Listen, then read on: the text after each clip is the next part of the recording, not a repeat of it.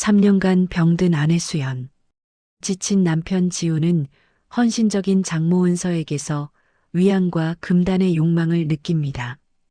두 사람은 죄책감 속에 은밀한 관계를 맺지만 이 모든 것은 아내 수연이 치밀하게 설계한 잔혹한 복수극이었습니다. 수연은 남편과 어머니의 미래를 모두 녹화하고 과거의 원죄까지 폭로하며 두 사람을 자신의 노예 계약 아래 영원히 굴종시킵니다. 죄와 욕망의 덫에 갇힌 세 사람의 파국은 끝나지 않습니다. 오늘의 이야기 시작합니다. 한지훈 씨가 살고 있는 이 아파트는 더 이상 따뜻한 보금자리가 아니었습니다. 3년이라는 기나긴 세월 동안 아내 이수연 씨의 만성 질병 투병으로 인해 이곳은 삶의 활력이 거세된 거대한 요양원 같은 정서를 풍기고 있었죠. 집안의 모든 공기는 멸균 처리된 듯 차갑고 건조하게 느껴졌습니다. 40대 중반의 지훈 씨는 매일 밤 소파에 깊숙이 기대앉아 고독과 피로를 온몸으로 받아냈습니다. 퇴근 후에는 가장으로서의 권위나 따뜻한 남편의 역할보다 쉴 틈 없는 간병인의 임무가 그를 짓눌렀습니다. 그의 눈은 눈앞의 노트북 화면에 고정되어 있었지만 눈동자에는 이미 모든 생기가 사라져버린 지 오래였습니다. 육체적 피로를 넘어 정신적으로 깊이 마모되고 피폐해진 상태였습니다. 아파트 거실의 은은한 간접 조명은 그의 얼굴에 깊게 패인 고독의 그림자를 전혀 지워주지 못했답니다. 지훈 씨는 마지막으로 아무런 걱정 없이 웃어본 날이 언제였는지 이제는 그 기억조차 희미해져 버렸죠. 장모인 박은서 씨가 상경하여 아내 수연 씨의 간병을 전담하기 시작한 것은 지훈 씨에게 단순한 구원 이상의 의미를 지녔습니다. 그것은 절망 속에서 잠시 멈춘 고통과 같았습니다. 은서 씨가 온 이후 지훈 씨는 새벽까지 수연 씨의 상태를 확인하며 잠 못 이루던 지옥 같은 불면의 밤에서 해방될 수 있었습니다. 그는 출근 준비를 하며 자신만 편안함을 누린다는 자책감을 느꼈지만 동시에 그 달콤한 해방감을 놓치고 싶지 않았습니다. 은서 씨는 밤낮을 가리지 않고 수연 씨의 곁을 지켰습니다. 그녀의 간병 방식은 헌신적이면서도 매우 체계적이어서 지훈 씨는 모든 것을 믿고 맡길 수 있었죠. 60을 넘긴 그녀의 세월이 무색하게 그녀의 몸가짐은 항상 단정하고 흐트러짐이 없었습니다. 딸을 위해 약을 챙기는 손짓 하나하나, 조심스러운 걸음걸이 속에는 고상함과 함께 고도로 통제된 우아함이 배어 있었습니다. 그것은 지훈 씨가 오랜 병상 생활로 인해 생기를 잃고 예민함만 남은 아내 수연 씨에게서는 더 이상 찾아볼 수 없는 완벽하게 절제된 여성성이었습니다. 지훈 씨는 자신도 모르게 그녀의 모든 움직임, 그녀가 간병을 끝내고 돌아설 때의 옷자락 스치는 미세한 소리, 그녀의 잔잔한 미소를 무의식적으로 관찰하고 있었습니다. 그의 시선은 겉으로는 호의를 표했지만 그 속에는 억눌린 무언가를 갈망하는 듯한 깊은 외로움이 숨겨져 있었죠. 오늘 밤도 마찬가지였습니다. 수연 씨의 침실 문은 굳게 닫혀 있었고 집 안에는 미세한 기계음만이 규칙적으로 울려 퍼졌습니다. 주방에서 은서 씨가 물 한 잔과 수면제, 약병을 들고 조용히 걸어 나오는 모습은 마치 고독한 의식을 치르기 위해 등장하는 여사제처럼 느껴졌습니다. 지훈 씨는 소파에서 몸을 바로 세우려다 말고 그녀에게 억지로 피곤한 미소를 지어 보였습니다. 그는 억눌린 속마음을 숨기지 않고 은서 씨에게 말했습니다. 어머니 덕분에 요즘 숨통이 트입니다. 제가 얼마나 엉망이었는지 몰랐어요. 그것은 지난 3년간의 고통에 대한 진심 어린 고백이자 이제는 장모의 보살핌에 의지해야만 하는 나약한 사위의 자화상이었습니다. 은서 씨는 잔잔하지만 깊은 눈빛으로 그를 안심시켰습니다. 사위가 지치면 수연이도 불안해져요. 이젠 제가 있으니 걱정 말고 일에 집중하세요. 수연이는 제가 돌볼게요. 그녀의 목소리는 조용했지만 그 말 속에는 모든 것을 짊어지겠다는 강한 모성적 헌신과 더불어 지훈 씨에게서 얻는 미묘한 만족감도 포함되어 있었습니다. 은서 씨가 테이블 위로 약병을 조심스럽게 내려놓으려는 순간이었습니다. 밤새 딸을 간병하고 낮에는 집안일을 처리하며 누적된 피로가 순간적으로 그녀의 발목을 잡았습니다. 그녀의 발이 아주 미세하게 헛디뎌지면서 몸의 균형을 잃었습니다. 손에 들고 있던 약병과 물잔이 떨어지기 직전의 아슬아슬한 찰나였습니다. 지훈 씨는 마치 슬로우 모션처럼 그녀의 몸이 기우는 것을 보며 본능적으로 소리쳤습니다. 어머니. 지훈 씨는 소파에서 튀어나오듯 벌떡 일어나 몸을 던져 은서 씨에게 손을 뻗었습니다. 그의 단단한 오른팔이 은서 씨의 허리를 지탱하듯 깊숙이 감싸 안았고 왼손은 그녀의 어깨를 붙잡았습니다.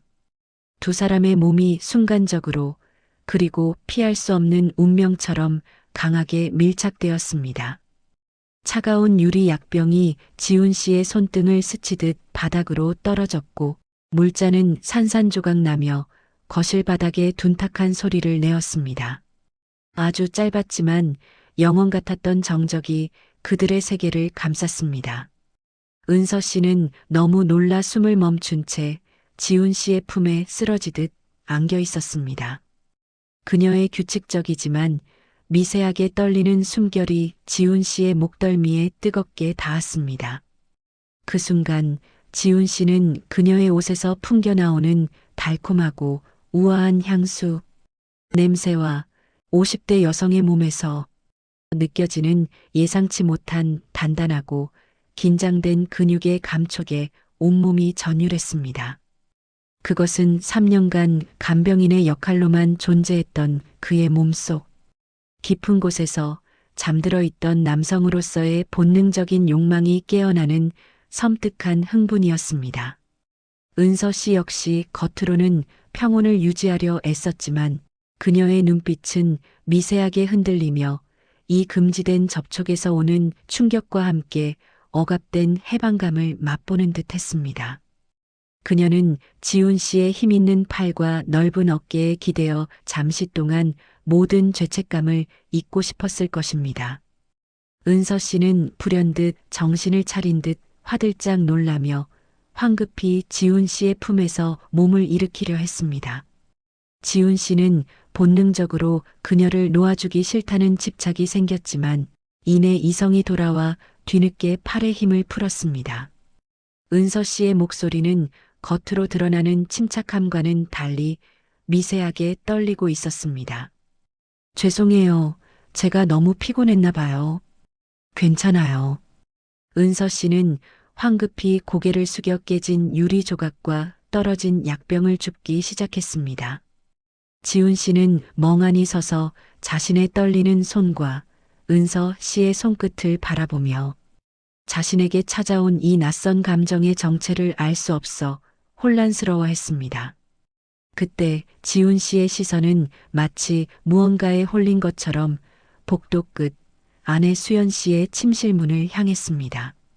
어둠이 짙게 드리운 그림자 속에서 침실문이 손가락 하나 들어갈 만큼 미세하게 열려 있는 것 같다는 강력하고 소름 끼치는 착각이 그의 뇌리를 강타했습니다. 마치 아내 수연 씨가 지금 이 거실에서 벌어진 금지된 순간을 처음부터 끝까지 전부 지켜보고 있었다는 듯한 공포가 그를 덮쳤습니다. 지훈 씨가 황급히 문 쪽으로 고개를 돌리자 문은 처음부터 굳게 닫혀 있는 것처럼 보였습니다. 그것은 극도의 신경쇠약과 장모를 향한 불순한 욕망이 만들어낸 죄책감의 환영이었을까요? 지훈 씨는 깊게 숨을 들이쉬며 자신의 과도한 긴장 상태 때문이라고 스스로를 필사적으로 타이르려 했습니다. 다음 날 아침이 밝았습니다. 지훈 씨는 출근을 위해 서둘러 현관문을 나섰습니다. 문이 닫히기 직전 은서 씨가 식탁에 올려놓았던 도시락 가방을 들고 급히 그를 뒤쫓아 나왔습니다. 은서 씨는 어제의 일은 없었다는 듯 잔잔하고 평온한 미소를 지었습니다. 사위, 도시락 잊었어요. 몸 관리 잘해야죠. 지훈 씨는 은서 씨의 손에서 도시락을 받아들었습니다. 현관문 앞에서 마주선 두 사람의 눈빛은 그 누구도 알 수 없는 밤새의 충격적인 접촉과 그로부터 시작된 비밀스러운 감정의 잔상을 묘하게 공유하고 있었습니다. 은서 씨는 곧 다시 우아하고 헌신적인 장모의 미소를 지어 보였습니다. 지훈 씨 역시 억지로라도 밝게 인사했습니다. 감사합니다, 어머니. 잘 다녀오겠습니다. 지훈 씨가 엘리베이터 쪽으로 발걸음을 옮기기 시작했습니다. 그 순간 옆집 문이 아주 조용히 열리더니 이웃 최 여사가 쓰레기를 들고 나왔습니다. 최 여사는 지훈 씨와 은서 씨가 주고받았던 짧지만 그윽하고 의미심장한 눈빛을 우연히 목격했습니다. 최 여사는 그 눈빛 속에 담긴 묘한 기류를 이해하지 못하고 고개를 갸웃거렸습니다. 지훈 씨는 이 모든 상황을 눈치채지 못하고 엘리베이터에 몸을 실었습니다. 은서 씨는 지훈 씨가 사라진 뒤에도 한참 동안 닫힌 엘리베이터 문을 응시하며 어제의 충동이 낳은 깊고 위험한 감정의 늪에 스스로 빠져드는 듯 했습니다. 그녀의 입가에는 아주 희미하고도 미묘한 만족감과 이내 찾아온 후회가 뒤섞인 복잡한 미소가 스쳐 지나갔습니다. 이들의 금지된 관계가 이제 막 시작되었음을 알리는 고요하지만 강력한 파국이었습니다. 지훈 씨와 은서 씨의 은밀한 관계는 이제 아내 수연 씨의 간병이라는 가장 고귀한 명분 뒤에서 점차 깊어져 갔습니다. 그들은 밤마다 거실 옆 서재에서 만나는 것을 피할 수 없는 숙명처럼 받아들이기 시작했습니다. 서재 테이블 위에는 수연 씨의 약물 처방전, 건강 기록지, 그리고 닥터 김의 회신 서류들이 어지럽게 쌓여 있었습니다. 겉으로 보기에 그들의 대화는 아내의 건강 상태와 향후, 치료 계획을 논의하는 지극히 진지하고 합리적인 내용이었습니다. 닥터 김 말로는 이 약물들을 복용하면 회복 속도가 더 빨라질 거라는데 어머니 생각은 어떠세요? 지훈 씨는 처방전을 보며 물었지만 그의 시선은 은서 씨의 눈빛과 입술, 그리고 약병을 쥐고 있는 손끝을 맴돌았습니다. 은서 씨는 언제나처럼 침착한 표정으로 처방전의 특정 부분을 손가락으로 가리켰습니다. 수연이가 약에 민감해요. 이 성분은 부작용 우려가 있으니 제가 먼저 면밀히 관찰해야 할 것 같아요. 은서 씨가 가리킨 특정 성분과 면밀히 관찰해야 한다는 그 말 속에는 다음번 은밀한 만남을 위한 시간과 장소에 대한 암묵적인 코드가 숨겨져 있었습니다. 지훈 씨는 그 암호를 즉시 해독했고 미세하게 떨리는 손으로 해당 약물 처방 부분에 펜으로 체크 표시를 했습니다. 알겠습니다. 그럼 어머니 의견대로 제가 따로 체크하고 보고 드리겠습니다. 대화가 끝난 후에도 두 사람은 자리에서 쉽게 일어나지 못했습니다. 그들은 이제 말 대신 눈빛과 침묵만으로도 서로의 외로움과 욕망을 공유하는 죄의 공모자가 되었습니다. 수연 씨의 방에서 들려오는 미세한 산소, 호흡기 소리만이 그들의 은밀한 침묵을 찢는 듯한 긴장감을 조성했습니다. 지훈 씨는 죄책감과 중독적인 외로움 사이에서 깊이 허우적거렸습니다. 아내의 병을 핑계로 장모와 만난다는 사실이 그의 도덕적 경계를 매번 무너뜨렸습니다. 하지만 동시에 은서 씨에게서 얻는 짧은 정서적 위로와 육체적 해방감은 그를 걷잡을 수 없이 그 금지된 늪으로 끌어당겼습니다. 그는 업무상 외근을 핑계 삼아 도시 외곽의 인적이 드문 곳에 작은 오피스텔을 물색했습니다. 지훈 씨는 부동산 중개인에게 업무용 자료 보관이 목적이라고 설명하며 보증금과 몇 달치 월세를 선불로 지불했습니다. 요즘 같은 세상에 이런 조용한 곳은 자료 보관하기 딱이죠. 번화가랑 멀어서 출입이 눈에 띄지도 않고요. 중개인의 무심한 말은 지훈 씨의 심장을 더욱 날카롭게 찔렀고 그의 죄책감을 부추겼습니다. 그는 오피스텔 내부를 둘러보며 이곳이 곧 자신과 은서 씨의 비밀스러운 금단의 공간이 될 것임을 차갑게 예감했습니다. 그가 오피스텔을 준비하고 있는 동안 병원에서는 미묘하지만 중요한 변화가 감지되고 있었습니다. 수연 씨의 주치의 닥터 김이 수연 씨의 최신 차트를 검토하며 의아하다는 표정을 지었습니다. 이상하군. 이 정도 만성질환 환자가 갑자기 이렇게 빠른 회복세를 보이다니. 의료적으로 설명이 어렵군.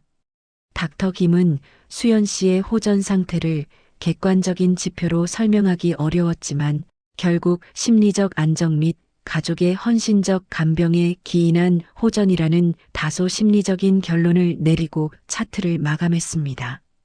사실 수연 씨의 심리적 안정은 그녀가 이미 지훈 씨와 은서 씨의 관계를 꿰뚫어 보고 있었고 그 사실을 이용해 두 사람을 통제하고 있다는 승리감에서 비롯된 것이었습니다. 며칠 후 은서 씨와 지훈 씨는 약속된 코드를 통해 오피스텔에서 마침내 다시 마주했습니다. 은서 씨는 겉으로는 단정한 차림이었지만 그녀의 얼굴에는 억눌렸던 기대와 긴장, 그리고 죄책감이 복잡하게 뒤섞여 있었습니다. 지훈 씨는 현관문을 잠그는 순간 이 세상의 모든 도덕과 연결이 끊어진 듯한 고립감과 해방감을 동시에 느꼈습니다. 그들은 더 이상 긴 대화나 망설임으로 감정을 소모할 필요가 없었습니다. 3년간의 고통과 간병, 그리고 금지된 욕망이 응축된 그 순간 두 사람은 격렬하게 서로를 끌어안았습니다. 그들의 첫 번째 육체적 관계는 도덕적 붕괴와 함께 억압된 모든 것을 폭발시키는 해방구 같았습니다. 관계 후 두 사람은 침묵 속에 젖은 채 침대에 나란히 앉아 있었습니다. 지훈 씨는 은서 씨의 손을 조용히 잡았습니다.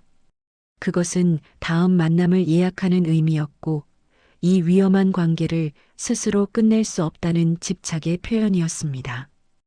은서 씨는 지훈 씨의 손길을 거부하지 않고 그저 눈을 감은 채 모든 것을 체념한 듯 받아들였습니다. 그녀의 속죄는 딸에게 향해야 했지만 그 속죄의 무게만큼 그녀의 몸은 금지된 쾌락에 중독되고 있었습니다.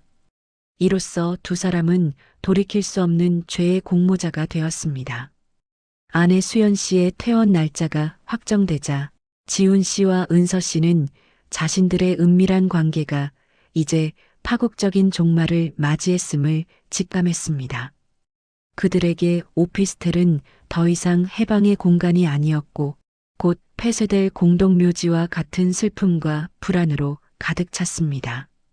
두 사람은 이별을 기념하기 위한 혹은 마지막으로 서로의 외로움을 확인하기 위한 미래를 가졌습니다.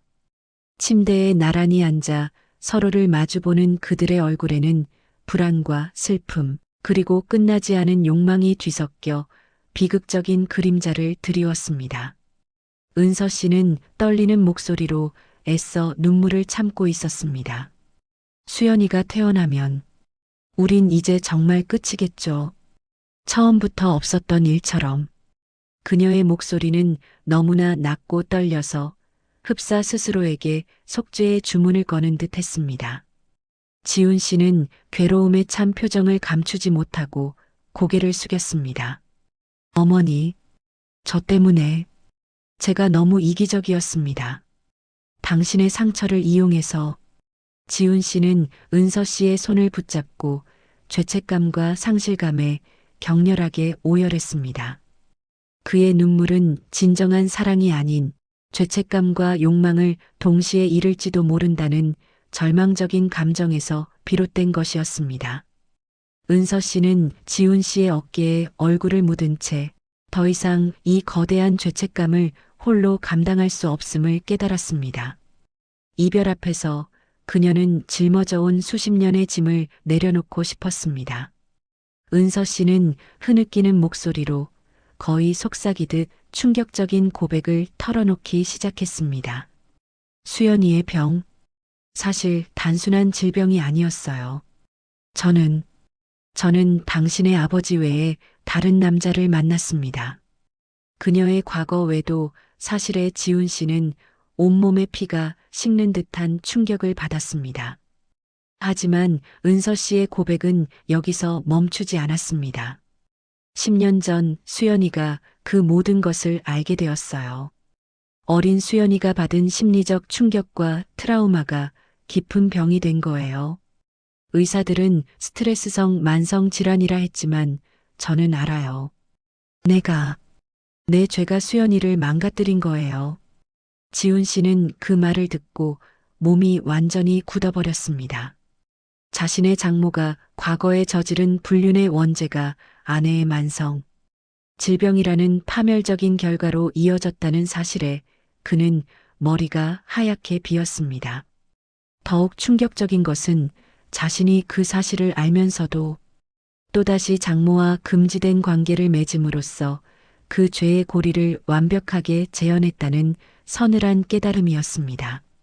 자신의 욕망이 결국 죄책감과 혼란 그리고 파멸의 운명으로 뒤엉키게 했음을 그는 절감했습니다.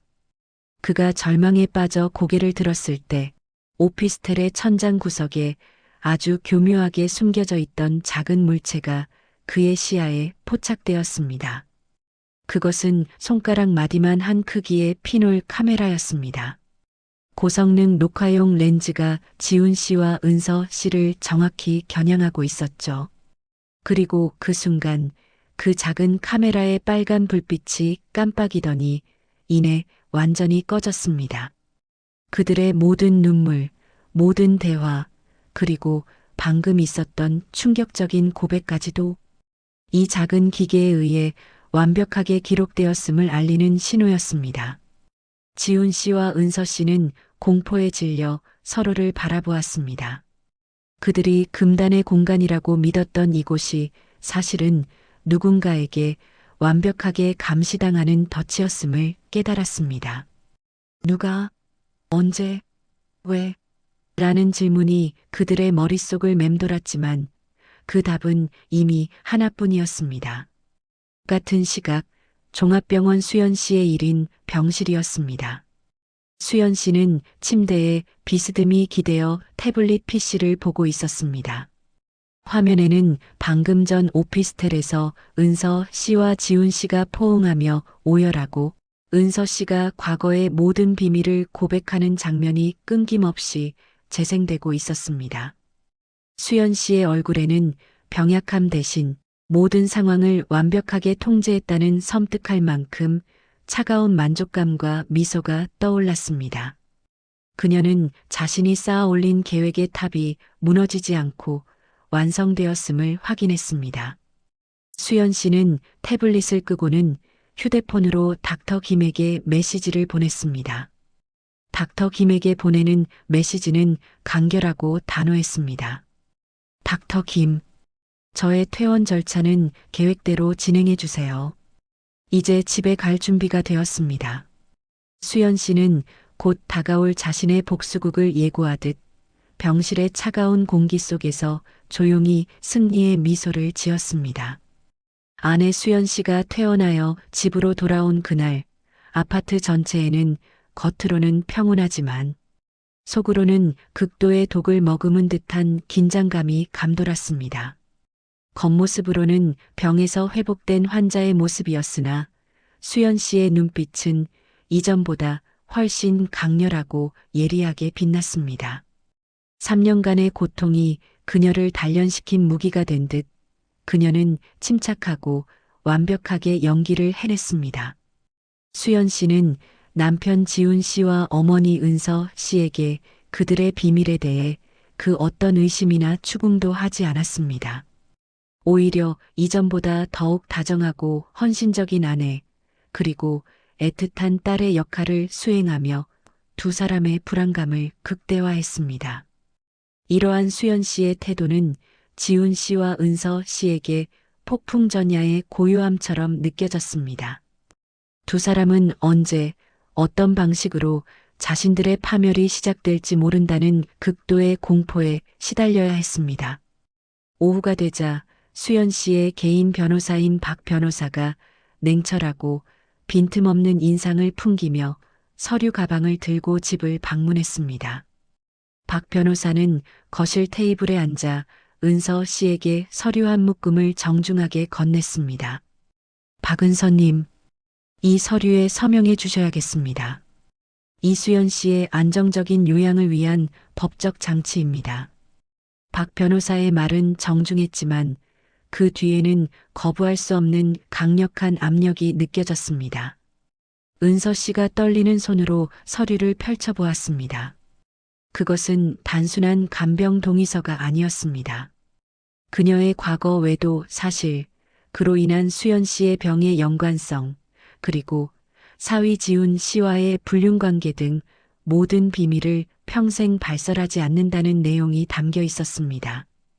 더불어 수연 씨의 곁을 떠나지 않고 평생 간병인 역할을 수행하겠다는 강력한 비밀 유지 및 간병 서약서였습니다. 은서 씨는 딸의 교묘한 감시와 죄책감, 그리고 모든 것이 세상에 폭로될지 모른다는 두려움 속에서 떨리는 손으로 서약서에 서명했습니다. 그녀는 자신이 이제 딸에게 영원히 속죄하는 죄인의 역할을 받아들였음을 인정해야 했습니다. 저녁 식사 후 수연 씨는 거실에 홀로 앉아 괴로워하는 지훈 씨에게 다가갔습니다. 그녀는 부드럽지만 단호함이 섞인 목소리로 새로운 조건을 제시했습니다. 여보, 당신과 내가 앞으로도 이 가정을 유지하기 위한 우리의 새로운 계약 조건이에요. 당신도 이제 내게 헌신해야죠. 수연 씨는 자신이 미리 준비한 또 다른 계약서를 지훈 씨에게 내밀었습니다. 계약서에는 지훈 씨가 곧 승진 후 얻게 될 회사 지분, 그리고 부부 공동명의 재산의 처분 권한 등 지훈 씨의 모든 경제적 통제권을 수연 씨에게 넘긴다는 세부 내용이 담겨 있었습니다. 이 계약은 지훈 씨의 사회적 지위와 경제권을 완전히 아내 수연 씨의 통제 아래 두는 일방적인 노예 계약이나 다름없었습니다. 지훈 씨는 계약서의 내용을 확인하고 경악했지만 오피스텔에서 있었던 자신의 모든 비밀이 완벽하게 녹화된 것을 알고 있었기에 거부할 수 없었습니다. 그는 굴욕감과 분노를 억누르며 마침내 떨리는 손으로 계약서에 서명했습니다. 지훈 씨가 서명을 마치자 수연 씨의 얼굴에서 다정했던 아내의 가면이 완전히 벗겨졌습니다.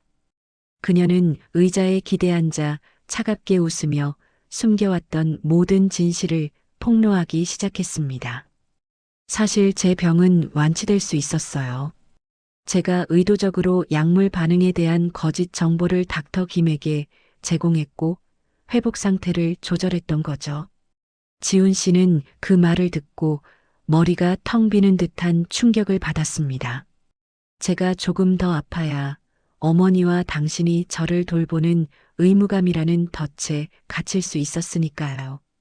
당신들이 파멸적인 욕망의 관계를 맺는 동안 저는 이 모든 것을 설계하고 지켜보고 있었어요. 수연 씨의 목소리는 압도적인 승리감에 차 있었고 그 고백은 지훈 씨의 심장에 비수처럼 박혔습니다. 이 충격적인 폭로로 지훈 씨와 은서 씨는 자신들의 관계가 그들의 자유의지에 의한 것이 아니었음을 비로소 깨달았습니다.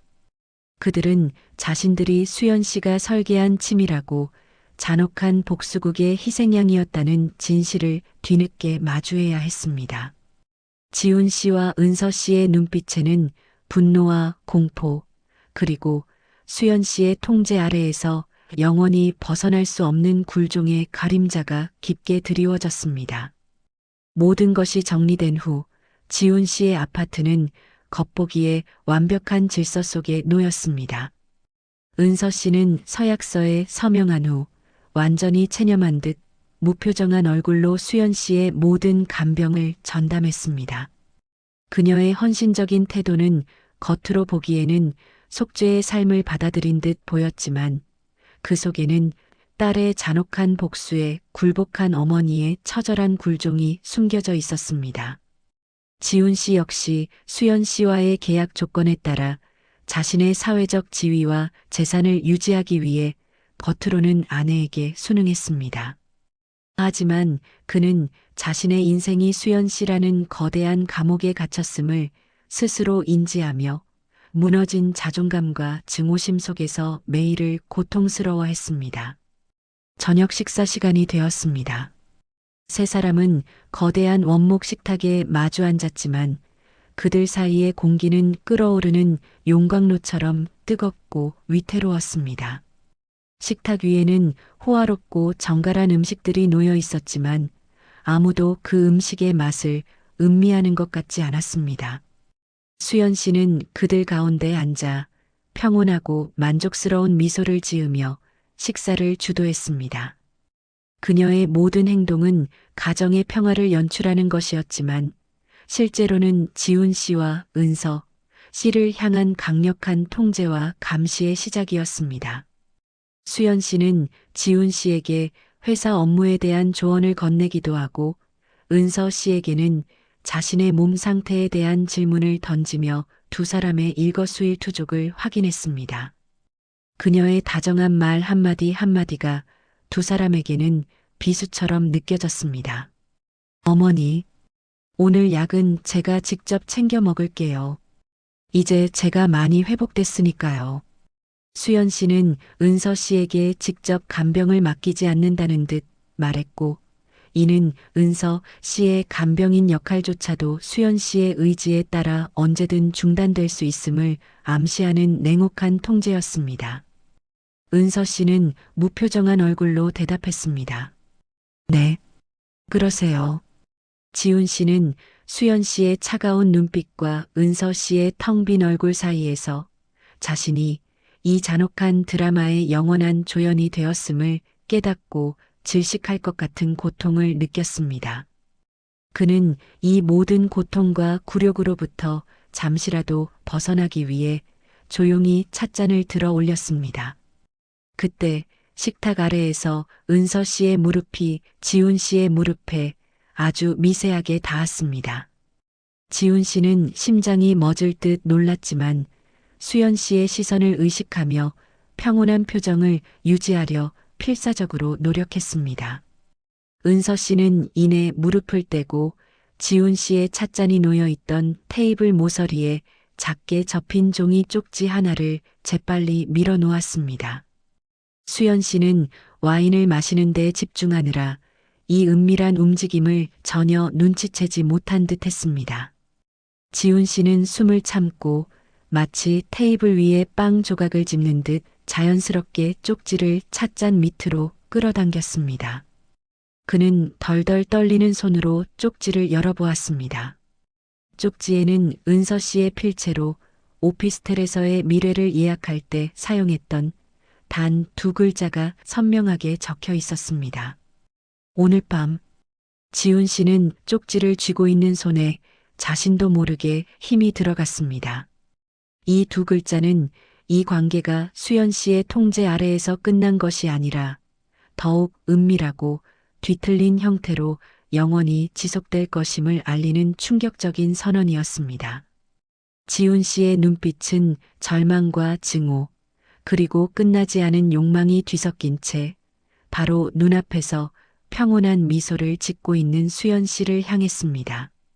수연 씨는 자신의 복수국이 완성되었다고 믿었겠지만 그녀의 통제는 역설적으로 지훈 씨와 은서 씨의 금지된 관계를 더욱 깊고 중독적인 덫으로 몰아넣고 말았습니다.